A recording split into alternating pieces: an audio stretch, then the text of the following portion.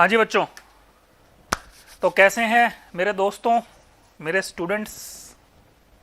हाँ जी, तो एक बार फिर से आप सबका बहुत बहुत स्वागत है हमारी क्लासेस के अंदर। और मैं फिर से आपके साथ में लेकर के आ चुका हूँ चैप्टर 1 की अगली यूनिट, जो कि है related to Indian accounting standard. और ये यूनिट हम तभी इसको समझ में आएगा जब हमारे पास यूनिट नंबर 8 हम कर चुके होंगे। तो यूनिट नंबर 8 को पहले अच्छे से देखने के बाद, पढ़ने के बाद हम यूनिट नंबर जब 9 पर आते हैं तो हमें इनकी बातों को समझने में ज़्यादा कन्वीनियंसी होती है। तो आइए बच्चों, हम आपके साथ में शुरू करते हैं मेरे फ्रेंड्स। और दिस इज़ द अगेन, अगर मैं देखा जाऊं तो करियर वाइज और आने वाले आपके जो लेवल्स है सीए के अंदर, उसके अंदर इस यूनिट का बड़ा इंपॉर्टेंस है। हालांकि सीए फाउंडेशन लेवल के ऊपर इसके अंदर मेरे पास में कोई बहुत ज़्यादा क्वेश्चन नहीं, बट एक आधा क्वेश्चन हम इसके अंदर से निकाल सकते हैं। बट स्टिल अगर हम अब पढ़ने बैठ गए तो क्यों ना इसको अच्छे से पढ़ करके निपटाएं, ताकि हमारे पास में कुछ और जानकारी हमें मिल सके। क्योंकि CA is all about the knowledge and updations. ठीक है जी, स्टडी है अपनी जगह, बट नॉलेज होना बहुत जरूरी है एक अच्छा, एक क्वालिफाइड, एक बेहतर चार्टर्ड अकाउंटेंट बनने के लिए। तो उसके हम, और उसके वैसे भी हम उसके पहले लेवल पर हैं, तो हमारी लाइबिलिटी, हमारी रिस्पॉन्सिबिलिटी और ज़्यादा बढ़ जाती है। क्योंकि आने वाले लेवल्स जो है वो इसी पर डिपेंड करते हैं। नाम ही है फाउंडेशन, एक बेस बनता है हमारा। आइए जी, उस बेस के अंदर कुछ एड ऑन करते हैं और स्टार्ट करते हैं चैप्टर 1 की यूनिट नंबर 9। उससे पहले एक बार मैं फिर से आपको बता देना चाहता हूँ कि प्लीज़ इन वीडियोज़ को और अच्छे से समझने के लिए अपने आने और दोस्तों, अपने दोस्तों तक इनको और पहुंचाएं। और आप भी सब्सक्राइब करें, औरों को भी सब्सक्राइब करने के लिए बोले, बेल आइकन जरूर प्रेस कराएं, क्योंकि आने वाले दिनों में बहुत अच्छे अच्छे और क्वालिटेड वीडियोस, क्वालिटेड एजुकेशन की वीडियोस हम लेकर के आने वाले हैं, और फाउंडेशन, इंटर, 11, 12 लेवल के लिए भी। तो आइए let's start with the unit number 9, जो कि डील करता है Indian accounting standard. What is the Indian accounting standard? Indian accounting standard is the modified name of the IFRS। IFRS का मतलब होता है इंटरनेशनल फाइनेंशियल रिपोर्टिंग स्टैंडर्ड। ठीक है जी। अब क्या होता है, जैसे कि हमने आपके साथ में यूनिट नंबर 8 में पढ़ा था कि accounting standards are mandatory for preparation and presentation of the financial statement, so that उनके अंदर एक यूनिफॉर्मिटी आती है उनके ट्रीटमेंट्स को लेकर के।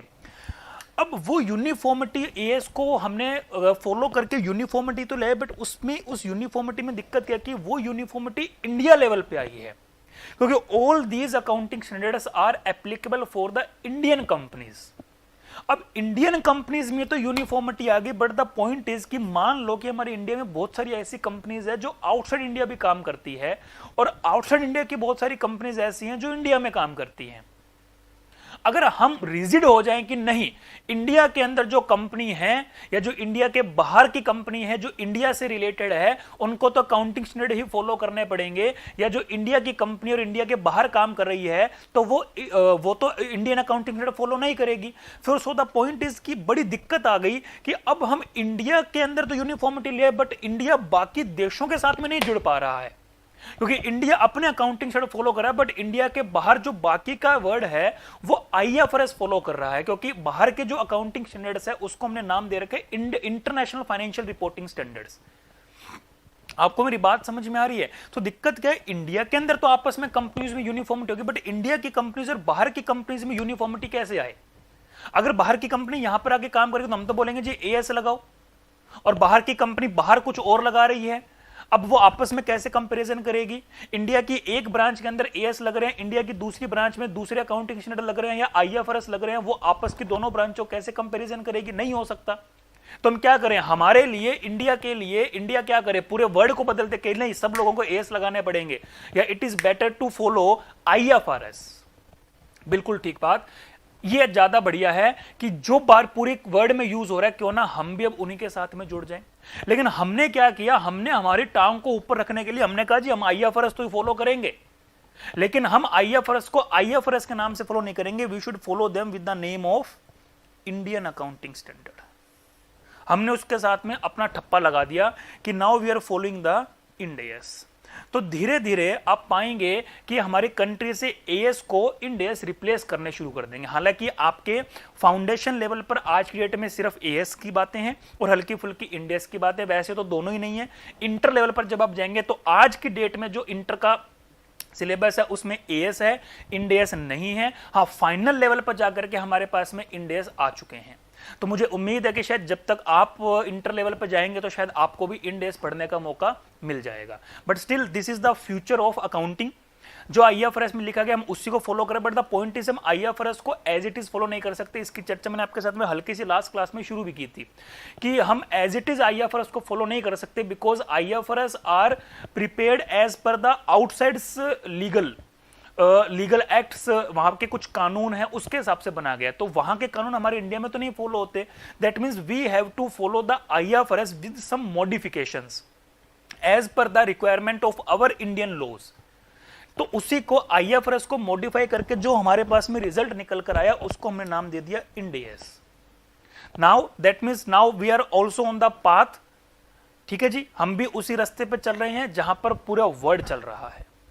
तो ये अब है, इससे क्या होगा, बाकी कंट्रीज इंडिया में आकर के काम करने में खुद को कन्विंस समझे कि ठीक है वहां चलते हैं, वहां पर भी सेम ही काम हुआ है, सब कुछ सेम ही चलता है, और यहां से जब बाहर जाएंगे तो उनको भी कोई दिक्कत नहीं आएगी कंपैरिजन करने में, ठीक है जो इंडिया में चल रहा है वही हमें बाहर भी करना है, तो there is no issue at all. आइए जी पढ़ते हैं। तो इंडियन अकाउंटिंग स्टैंडर्ड क्या है?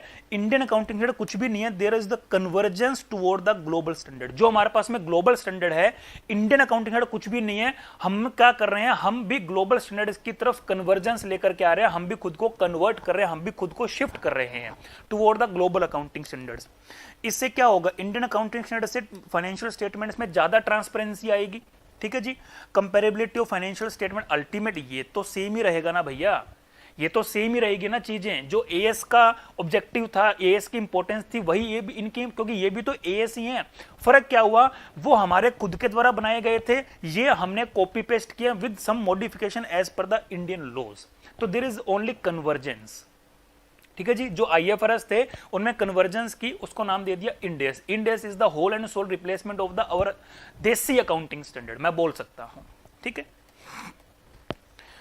हाँ जी, तो हमारे पास में नीड क्या है, need of convergence toward the global standard. यही बात जो मैंने आपको बताई, यही बात इसमें लिखी गई है अंग्रेजी में।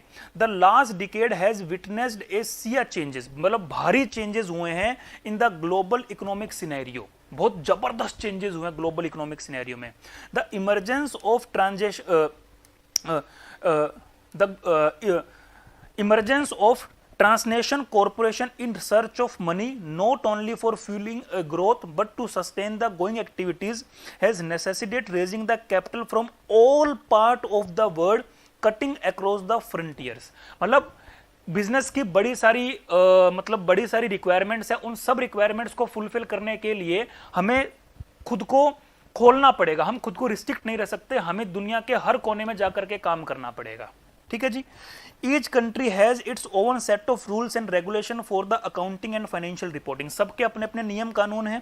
Therefore, when an enterprise decided to raise capital from the market other than the country, मतलब खुद की कंट्री को छोड़ के, the rule regulation of the other country will apply। जिस कंट्री में जाके काम करोगे वहां के रूल रेगुलेशन फॉलो करने पड़ेंगे।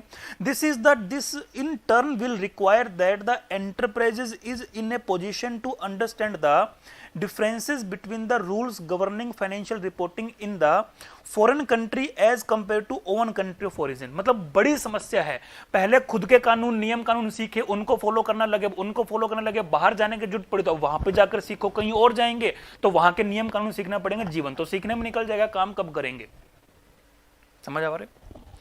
Therefore, translation and reinstatements are of the utmost importance in world. आज की डेट मतलब जब ये आए तब की बात कर रहा हूं, उस टाइम की सबसे मेन रिक्वायरमेंट की थी कि कुछ ऐसा हो जिससे यूनिफॉर्मिटी आए world wide, that is rapidly globalizing in all ways। In themselves also accounting standards and principle need to be robust. सब चीजों के साथ साथ अकाउंटिंग स्टैंडर्ड में भी हमें चेंजेस करने पड़ेंगे, so that the larger society develop disagree of confidence in the financial statement which are put forward by the.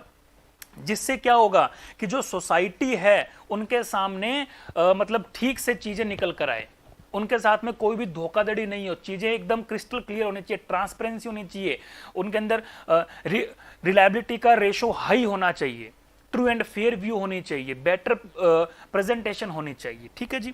तो international analyst and investor would like to compare the financial statement based on the similar accounting standard, वही जो मैंने आपको बताया।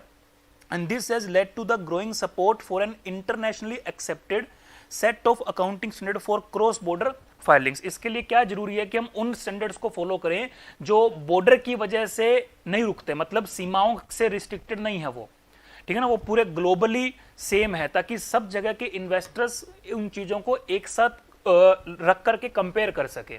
और वो तभी possible है जब उन दोनों के अंदर या उन सब फाइनेंशियल स्टेटमेंट्स के अंदर यूनिफॉर्मिटी आएगी internationally. The harmonization of financial reporting around the world will help to raise the confidence of investors generally in the information they are using to make the decision and assess their risk। बिल्कुल ठीक बात है। क्या लिखा गया है कि ये जो हार्मोनाइजेशन होगा, ये जो यूनिफॉर्मिटी आएगी, इससे क्या होगा, जो इन्वेस्टर्स हैं वो फाइनेंशियल स्टेटमेंट्स को कंपेयर करके अपने डिसीजन ले पाएंगे एज ए इन्वेस्टर, और जो भी रिस्क उनके अंदर है उसको वो ठीक से असेस कर पाएंगे। Also strong need was felt, एक मतलब बहुत जरूरी ऐसा मतलब महसूस हुआ कि बहुत जरूरी है by the legislation to bring out some uniformity, rationalisation, comparability, transparency and adaptability in the financial statement. Ultimate motive तो यही है। Having a multiplicity of accounting standards around the world is against the public interest. If accounting for the same events and information produces different reported numbers depending on the system of standards that are being used, then it is self-evident that the accounting will be increasingly discredited in the eyes of those using the number। मतलब कुल मिलाकर के हमें मतलब पता चल गया कि this is the crux, ये हमारे पास में crux है बेटा, ठीक है जी। अगर ये नहीं होगा तो आप सोच सकते हैं कि हमारे पास में क्या क्या प्रॉब्लम्स हमें फेस करनी पड़ सकती है बेटे, ठीक है जी। तो आप इस पैराग्राफ को पढ़ सकते हैं। आगे लिखा गया है the convergence of financial reporting and accounting standard is a valuable process that contributes to the free flow of global investment, बिल्कुल free, and achieve substantial benefit for all the capital market stakeholders. अगर आप उनको ये छूट दे देंगे कि ठीक है आप कहीं भी जाकर के काम कर सकते हैं, कहीं भी जाकर के इन्वेस्ट कर सकते हैं, ठीक है जी, और हम भी वही पॉलिसीज फॉलो करें जहां पर जो बाकी पूरी कंट्रीज फॉलो कर रही हैं, तो वो यहां पर आने के लिए प्रमोट होंगे, ठीक है ना, वो यहां पर आने के लिए एनकरेज होंगे कि ठीक है वहां इंडिया में चल करके काम करते हैं। आप समझ रहे हैं मेरी बात को। It improves the ability of the investors की to compare the investment on a global basis। अब वो कंपेयर कर सकते हैं कि इंडिया में इन्वेस्ट करें तो क्या रिटर्न आएगी, जापान में जाके इन्वेस्ट करें तो क्या रिटर्न। जो बड़े बड़े इन्वेस्टर्स हैं, जैसे कि जापान का सॉफ्टवेयर बहुत बड़ा इन्वेस्टर्स है, हमारे देश में टाटा बहुत बड़ा इन्वेस्टर्स है, जो बड़े बड़े एंटरप्रेन्योर्स के अंदर छोटे बड़े सबके अंदर इन्वेस्टमेंट करते हैं, ठीक है जी। Thus lower the risk of the error on the judgment। अगर आपको पता हो तो अभी टाटा ने इन दिनों पिछले एक साल की अगर मैं बात करूं तो लगभग 117 कंपनी 117 एंटरप्रेन्योर के अंदर अपना इन्वेस्टमेंट डाला है, अपन को उसने फंडिंग की है। कुछ इंडिया के अंदर भी है, कुछ इंडिया से बाहर भी है, ठीक है जी। It facilitate accounting and reporting for companies with global operations and eliminate some costly requirement से रीइंस्टेटमेंट ऑफ फाइनेंशियल स्टेटमेंट्स। ठीक होगी जी बात, ठीक है। तो प्लीज आप इसको पढ़ सकते हैं, आगे वही बातें दोबारा से लिखी गई है। International financial reporting standard as global standard, IFRS as global standard, with the view of achieving convergence toward the global reporting, the London based group, namely the, यहां ध्यान रखना, IASC, फिर से कुछ फुल फॉर्म्स आ गए, international accounting standard committee, responsible, London, ध्यान रखना लंदन बेस्ड कंपनी है, IASC मतलब ग्रुप है, international accounting standard committee, responsible for developing IFRS, international, sorry IAS है अभी तक, ये international accounting standard was establish in June 1973। London में जून 1973 में कमेटी बनाएगी, इंटरनेशनल अकाउंटिंग स्टैंडर्ड कमेटी, जिसने इंटरनेशनल अकाउंटिंग स्टैंडर्ड्स बनाए, ठीक है जी। It presently known as international accounting standard board. अब इसका नाम इंटरनेशनल अकाउंटिंग स्टैंडर्ड बोर्ड कर दिया गया है, कहां से, इंटरनेशनल अकाउंटिंग स्टैंडर्ड कमेटी से। IASC comprises the professional accounting, जैसे हमारे इंडिया में बनाया था वो ग्रुप बनाया था एक, उसी तरह से हमारा ग्रुप का बना था 1977 अकाउंटिंग स्टैंडर्ड बोर्ड, याद करो किसने बनाया था, council of ICI unit number 8 बेटा। IASC comprises the professional accounting bodies of over 75 countries, ठीक है जी, बहुत जबरदस्त बात है ये तो, इंक्लूडिंग हम भी हैं, प्राउड हो बेटा, प्राउड फील करो, Primarily, IASC was established in the public interest to formulate the and publish the international accounting standards to be followed in the presentation of the audited financial statement. ठीक है जी. International accounting standards were issued to promote the acceptance and observations of international accounting standards worldwide. पूरे world के लिए बनाए गए, जिसमें 75 countries ने अपने अपने व्यूज दिए थे.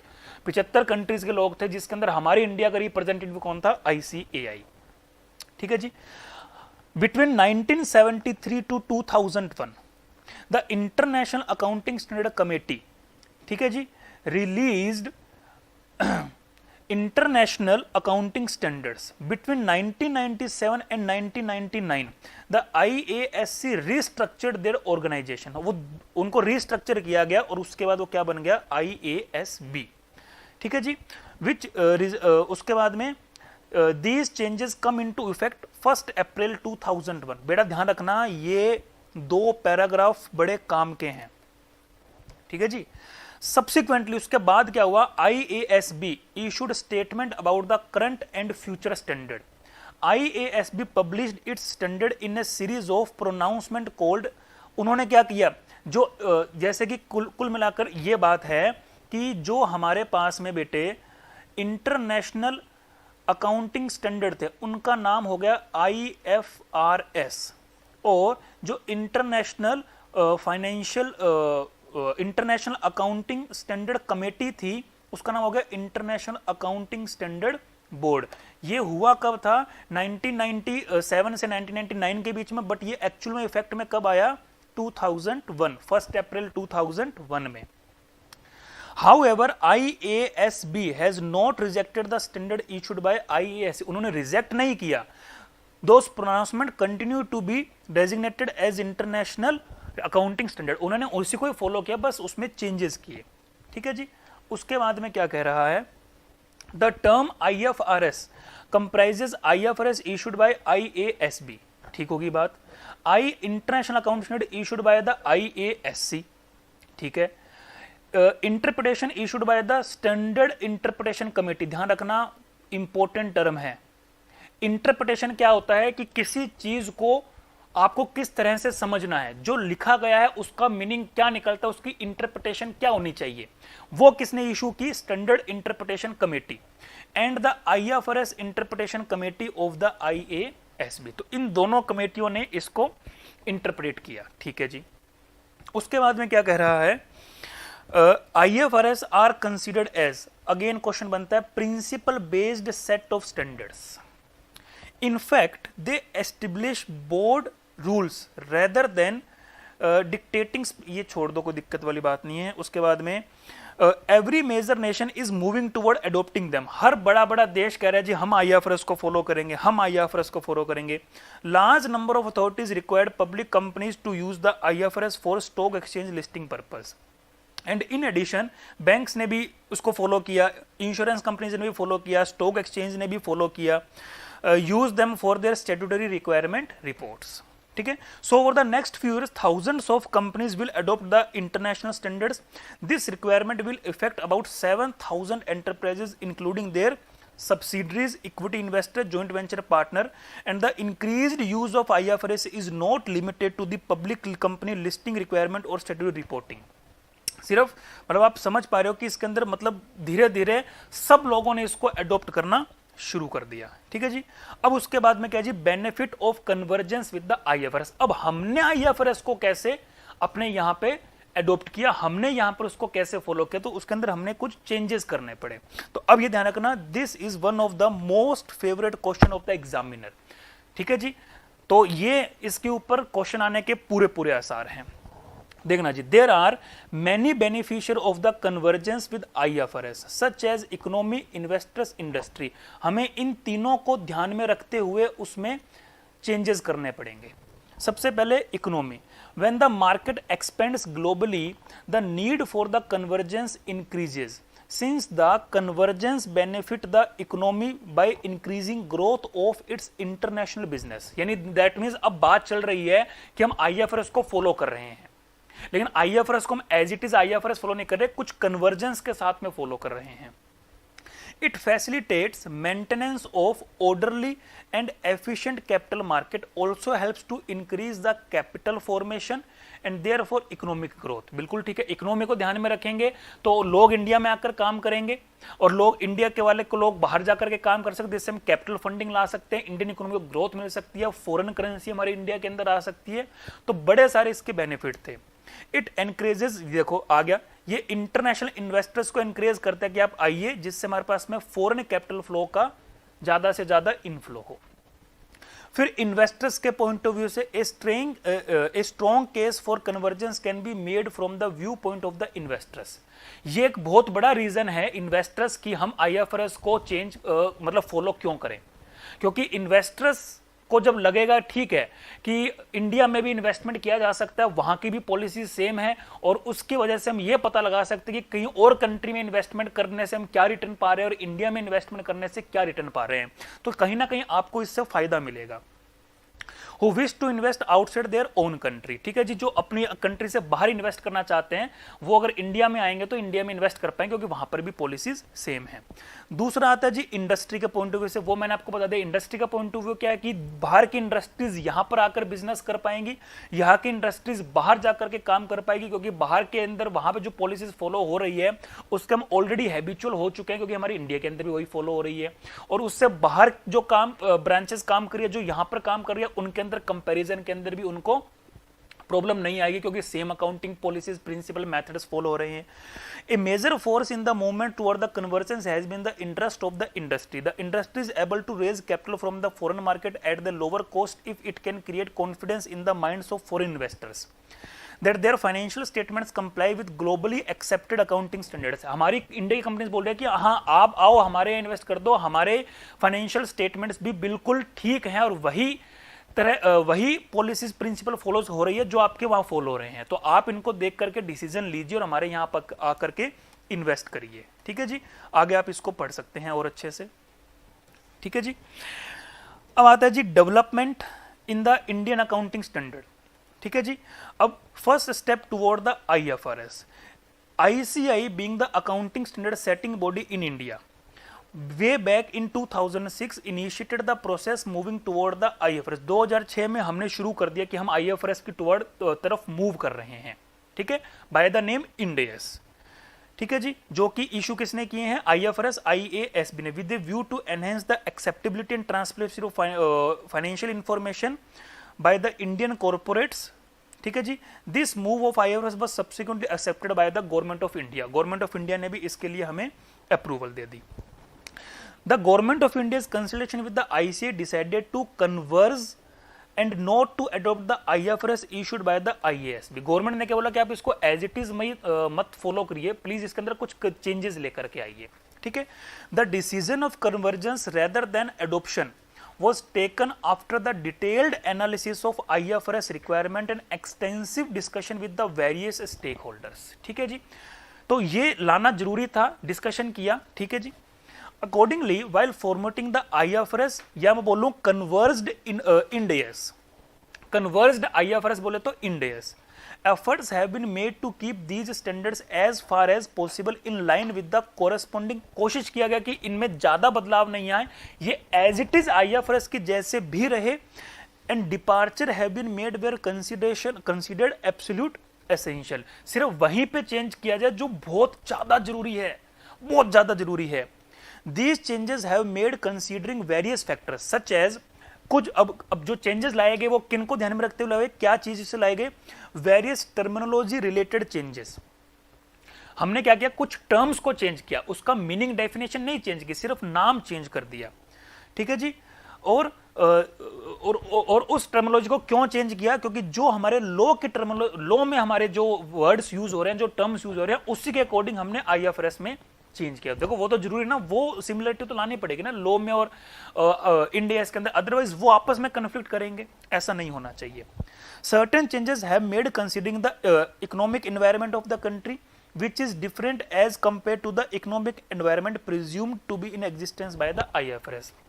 कुछ इकोनॉमिक एनवायरनमेंट को देखते हुए चेंज किए गए, क्योंकि इंडिया का इकोनॉमिक एनवायरनमेंट बाकी कंट्री के इकोनॉमिक एनवायरनमेंट से बहुत अलग है, तो आईएफआरएस तो बाकियों के अकॉर्डिंग बने हुए हैं, तो हम उसको एज इट इज भी फॉलो नहीं कर सकते। ठीक है जी। उसके बाद में हमारे पास में आखिरी पॉइंट जो आता है, what are the Indian accounting standards. ठीक है जी।